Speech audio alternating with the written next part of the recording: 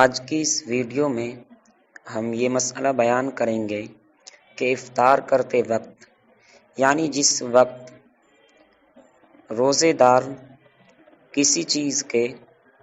کھانے پینے کا ارادہ کرے اور اس کو بالکل کھانے کے لیے تیار ہو تو اس وقت کس دعا کا پڑھنا اور کن کلمات کا پڑھنا مسنون ہے۔ تو احادیث مبارکہ میں متعدد دعا اس طریقے کی منقول ہیں، انہی میں سے ایک دعا یہ ہے کہ اللہم لک صمت وعلی رزقک افطرت،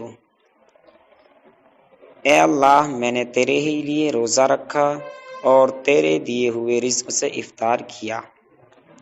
اسی طریقے پر ایک دوسری دعا ہے جس کو دارقطنی نے نقل کیا ہے، ذهب الظمأ وابتلت العروق وثبت الاجر انشاء اللہ، پیاس جاتی رہی،